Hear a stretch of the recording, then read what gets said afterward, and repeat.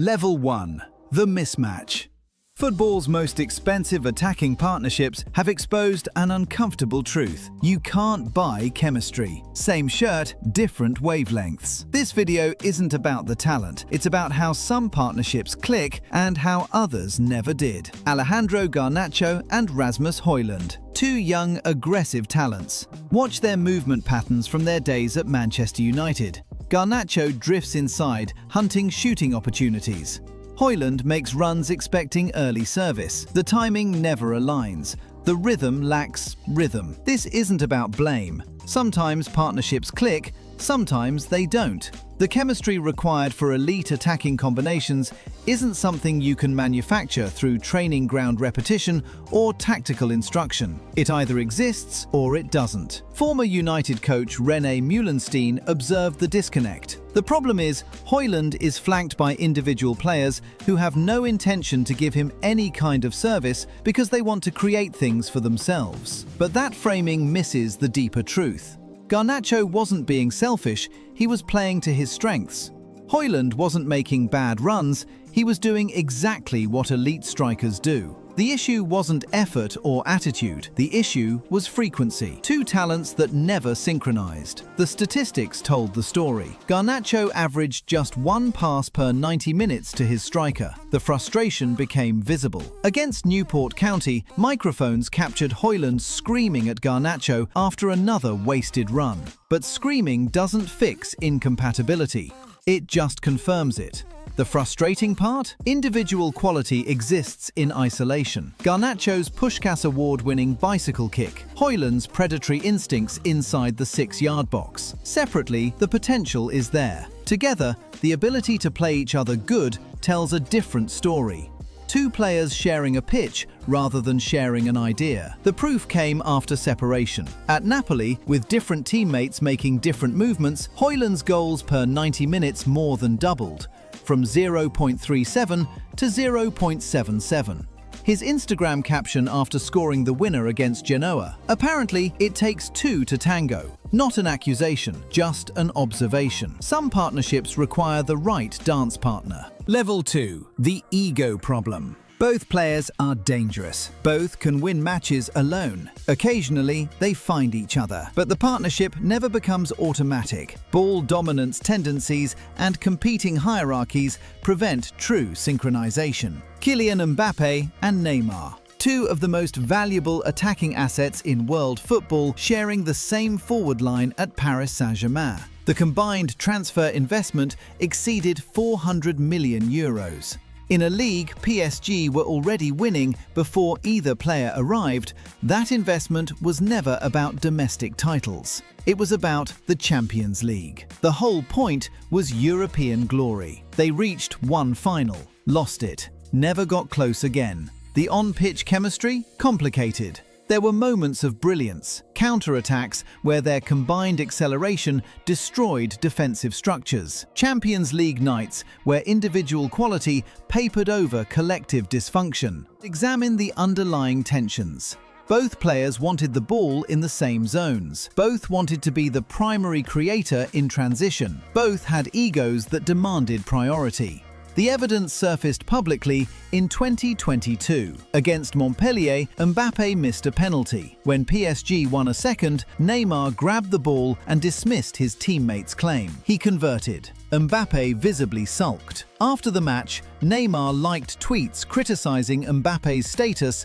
as the #1 taker. The pattern was clear. Penalty duty became a proxy war for hierarchy, and the hierarchy was never resolved. ESPN reported that the pair slowly drifted apart. Mbappé annoyed by Neymar's discipline, Neymar surprised by Mbappe's power within the club. The respect remained. The partnership deteriorated. Neymar himself admitted the truth. "We had a very strong team. Messi, Mbappé and I are three guys who are the best in the world. We knew it, but unfortunately we didn't fit in." In the French Ligue 1, they were always going to dominate, and they did. But when it actually mattered, the Champions League knockouts against Real Madrid, Bayern Munich, Manchester City, the partnership produced small highlights instead of chemistry and flow state. explosive moments rather than repeatable patterns. Two supernovas sharing space, neither willing to orbit the other. Level 2 is where elite talent meets insufficient sacrifice.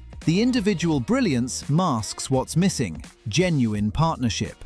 Level 3, the coexistence, elite production, functional connection. These partnerships delivered results, clear roles, clear understanding. But examine the underlying numbers and a different story emerges. Two players thriving in the same system, rather than thriving because of each other. Mohamed Salah and Sadio Mane. Before the objections arrive, consider the specific criteria. This video measures chemistry, the ability to make each other better, goals that exist because of their direct connection. Salah and Mane were devastating in the same Liverpool team. Combined, they scored over 250 goals across 5 seasons at Anfield. Premier League title, Champions League glory, individual awards stacked on individual awards. Salah and Mane shared the pitch 223 times across all competitions. Their direct goal combinations, 29. Salah assisted Mane 17 times. Mane assisted Salah 12 times. 29 combinations in 223 games. That's 0.13 direct connections per match. The raw frequency of Salah to Mane connections was remarkably modest, given how often they played together. Liverpool's attacking architecture wasn't built around their direct link-up. And like Mbappe and Neymar, both wanted to be the finisher rather than the provider. The difference? Roberto Firmino made it work anyway. His false nine movement created the space both wide forwards exploited. Trent Alexander-Arnold and Andrew Robertson provided the creative service from deep. The assists came from everywhere except each other, and Liverpool won everything. Salah and Mane both scored in the same Premier League match 30 times. But scoring in the same game isn't the same as creating for each other. They were parallel executioners operating in the same tactical framework. Dimitar Berbatov and Robbie Keane. At Tottenham between 2006 and 2008, this partnership demonstrated level 3 principles clearly. Berbatov operated in slow motion. First touch to control, second touch to assess, third touch to execute. His approach required patience from teammates and created technical advantages through deceleration. Keane was the opposite. Constant movement, diagonal runs, anticipation-based positioning that relied on arriving in spaces before defenders recognized the danger. Their direct combinations produced consistent returns. The partnership functioned because their contrasting styles created clear spatial advantages. Berbatov's holding play drew defenders. Keane exploited the vacated zones. Functional, repeatable, effective within defined limitations. Ruud van Nistelrooy and Wayne Rooney. Classic penalty box striker plus hard-working second forward. Van Nistelrooy's finishing expertise, combined with Rooney's energy and pressing, created a functional two-man attack at Manchester United. The partnership delivered trophies, league titles, the foundation of Ferguson's mid-2000s rebuild. But it never evolved into a defining two-man identity. Ferguson's system featured both players prominently without their direct connection becoming the primary attacking mechanism. Professional, reliable. Level 4, complementary partnership. Different styles that actively unlock each other. The football logic becomes visible when you watch these partnerships. One player's specific strengths create the other's specific chances. Spatial intelligence determines the relationship quality. Individual attributes combine into something greater than their separate valuations. Steven Gerrard and Fernando Torres. The vertical partnership that terrorized Premier League defenses between 2007 and 2011. Gerrard's passing range from midfield was elite. The ability to switch play, to find runners in behind with early delivery, to recognize Torres's movement before the run began. His distribution metrics during their peak seasons together ranked among the best in Europe. Torres's diagonal runs exploited defensive lines with surgical precision. The timing of his movement, when to hold, when to burst, when to check short before spinning long, synchronized with Gerrard's vision naturally. In 2007-8, Torres broke Van Nistelrooy's record for most Premier League goals by a foreign player in a debut season with 24. Gerrard operated as perhaps the most dangerous attacking midfielder in Europe that year. Their combined understanding was immediate. The partnership had clear football logic. Playmaker finds intelligent runner. Early ball meets timed movement. The pattern was recognizable. Defenders knew exactly what was coming. The execution still beat them. Level 5. The one-way street. At this point, we're getting into the level where the link itself is devastatingly effective. Their roles are defined. One is the provider, the other one put the ball in the back of the net.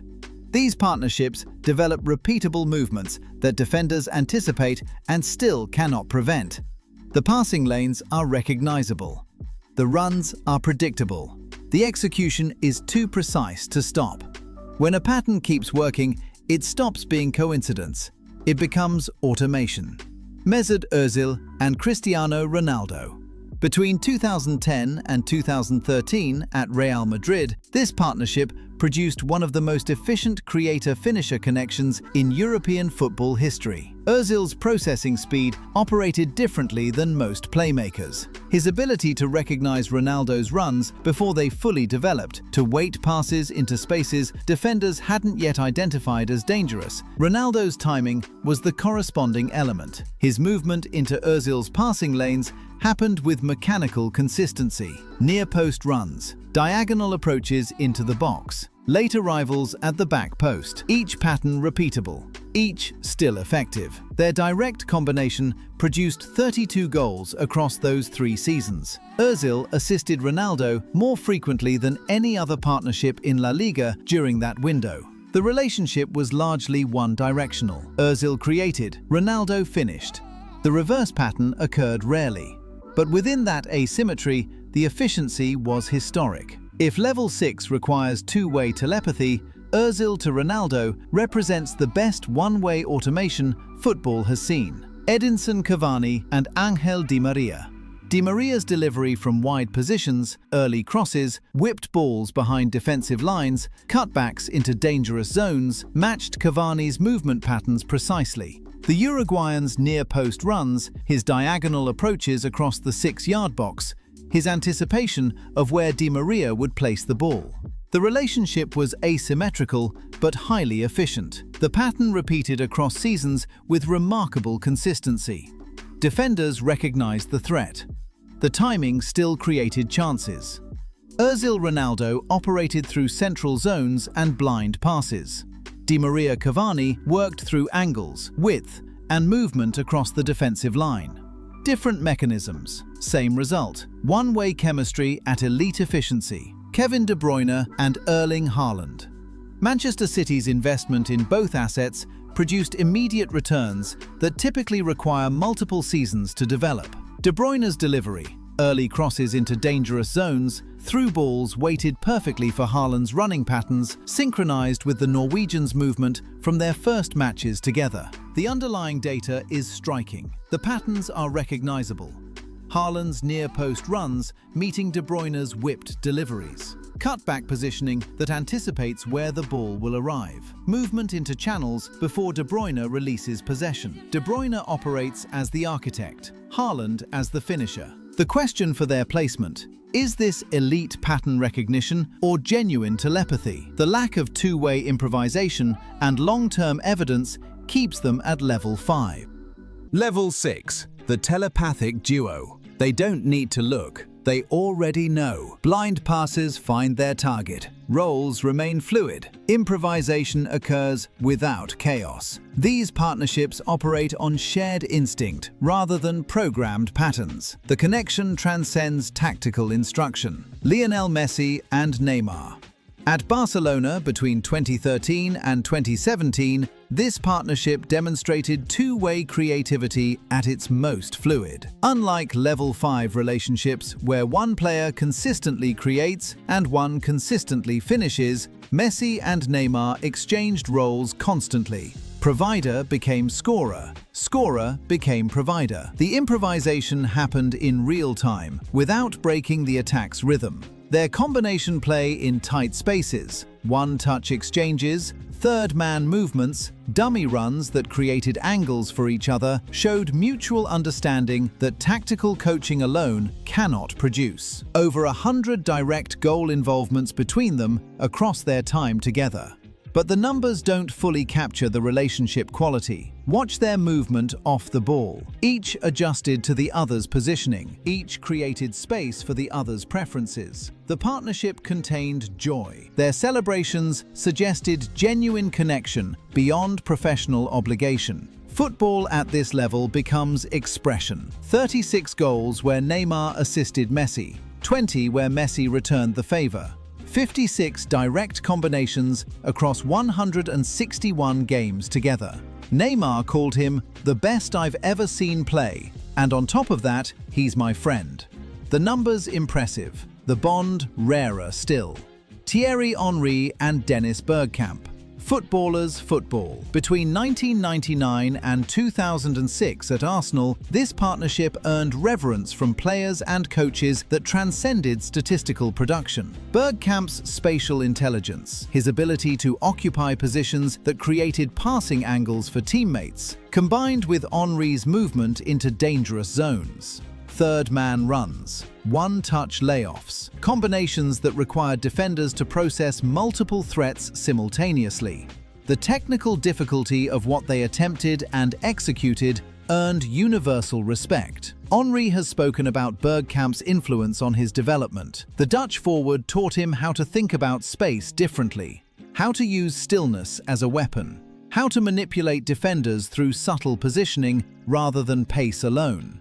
Henry called Bergkamp the best guy I have played with, a dream for a striker. Bergkamp returned the compliment, the most gifted player I've seen. In training, he'd operate at 70% and still be the best. In his final seasons, the Dutchman described himself as happy to play the backing vocals for Thierry, ego subordinated to excellence, two football brains thinking as one. Level 7. The unplayables. Chemistry combined with statistical production combined with longevity. Both players score, both players create. Defensive planning accounts specifically for their connection. Opposition managers lose sleep designing schemes to break the partnership. These duos don't just produce, they define eras. Lionel Messi and Luis Suarez. The most productive two-way goal and assist relationship in modern football. Between 2014 and 2020 at Barcelona, Messi and Suarez produced numbers that defy comparison. Suarez assisted 47 of Messi's goals. Messi assisted 52 of Suarez's. 99 direct goal combinations across 6 seasons.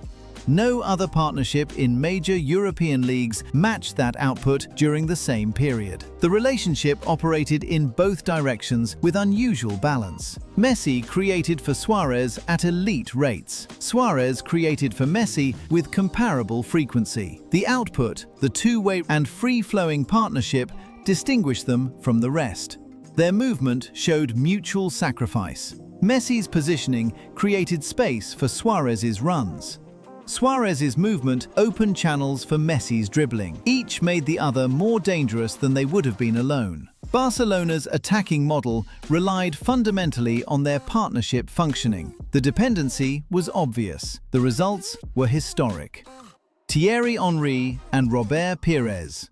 Arsenal's Invincibles-era attack operated through their diagonal devastation. Pires drifting inside from the left wing, Henry pulling wide before darting toward goal. The intersecting movements created defensive confusion that Premier League teams struggled to solve across multiple seasons. Their direct combination produced 29 goals in the Premier League, placing them among the most prolific partnerships in the competition's history at the time. But their influence exceeded the raw numbers. The threat of their combination forced defensive adjustments that created opportunities for teammates throughout the squad. Henry's movement created space for Pires. Pires's positioning created passing options for Henry. Wide runner meeting drifting striker. constant diagonal approaches, a partnership that required opposition teams to have extended defensive meetings before matches. Harry Kane and Son Heung-min, the Premier League's most prolific combination in recorded history. The partnership existed for 8 seasons, but it reached another dimension under Jose Mourinho. Before Mourinho's arrival in November 2019, the roles were traditional. Kane as striker, Son on the left wing. Good understanding, but conventional structure. Then Mourinho changed everything. Kane dropped deeper. Son ran beyond. The positions became fluid. Kane himself described the shift. Under Jose, we formed more of an attacking duo, an almost telepathic connection with much more changing roles. The 2020 to 2021 season produced historic numbers. 14 direct combinations, the single-season record for any duo in Premier League history. Kane won both the Golden Boot and Playmaker of the Season award, the first player to achieve both in the same campaign. Unlike other duos at this level, Kane and Son frequently were Tottenham's entire attacking threat. The supporting cast fluctuated across managers and seasons. The partnership remained constant. Their 47 direct goal combinations surpassed every other partnership in Premier League history. Son setting up Kane 23 times. Kane returning the favour 24 times. The balance almost perfect. Kane's playmaking ability, his capacity to drop deep and deliver passes into Son's running channels, combined with Son's timing and finishing quality, created a genuine two-way relationship. The patterns were recognizable. Kane holding possession, assessing Son's movement, releasing the ball at precise moments. Son's acceleration into channels, his composure in finishing situations, his trust that Kane would find him. Their partnership produced no major trophies until Son captained Spurs to Europa League glory in 2025, 2 years after Kane had left for Bayern Munich. But the individual connection, measured purely by direct combinations, and how it was tactically and visually satisfying to watch, makes the case for level 7. 2 great players who operated on the same frequency. A partnership that peaked under pragmatic management. Proof that chemistry transcends system. Partnerships evolve with tactical changes and personal dynamics. Some connections peak early and fade. Others require seasons to develop before reaching their ceiling. Salah and Mane won everything together, and they're still level 3. Because this isn't about trophies. It's about whether 2 players make each other better beyond a level you knew they had, or just happen to be great at the same time. Should Salah and Mane be higher? Is Mbappe-Neymar underrated because of irrelevant turbulence rather than on-pitch quality? Let us know in the comments. And if you enjoyed this, you'll want to see what's coming next.